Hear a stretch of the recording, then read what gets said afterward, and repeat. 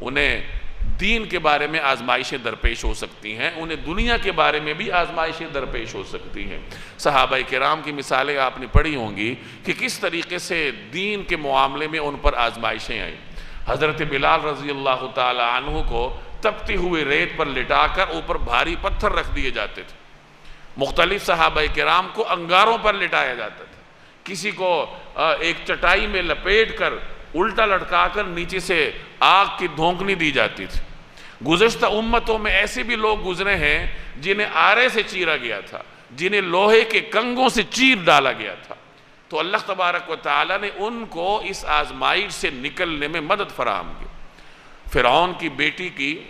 ایک ملازمہ کا واقعہ معروف ہے کہ وہ حضرت موسیٰ علیہ السلام پر ایمان رکھتی تھی اور اس کا کام تھا فرعون کی بیٹی کو کنگھی کرنا۔ وہ ایک مرتبہ کنگھی کر رہی تھی تو کنگھی اس کے ہاتھ سے گر گئی، تو اس نے اللہ کا نام لے کر کنگھی اٹھائی، تو فرعون کی بیٹی کو حیرت ہوئی، اس نے کہا کہ رب تو میرا باپ ہے، یہ تم کس رب کا نام لے رہی ہو؟ تو وہ کہنے لگی تیرا باپ رب نہیں ہے، رب وہ ہے جس نے تیرے باپ کو پیدا کیا ہے، جس نے پورے کائنات کو پیدا کیا ہے۔ اس نے جا کے شکایت کی، فرعون نے اس کو بلایا اور ایک بہت بڑی کڑائی لائی گئی، اس کے اندر تیل ابالا گیا اور اس خاتون سے کہا گیا کہ تم مجھے رب مانو،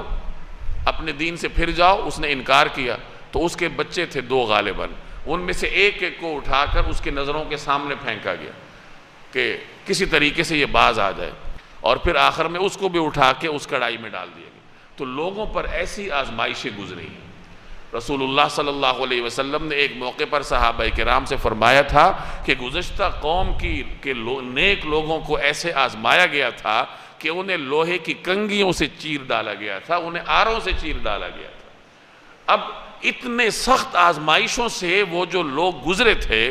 تو اللہ نے ان کے ایمان کو جماؤ عطا کیا تھا، انہیں اللہ نے ثابت قدم رکھا تھا، اور اللہ کی توفیق سے وہ ان آزمائشوں میں سرخرو ہوئے تھے۔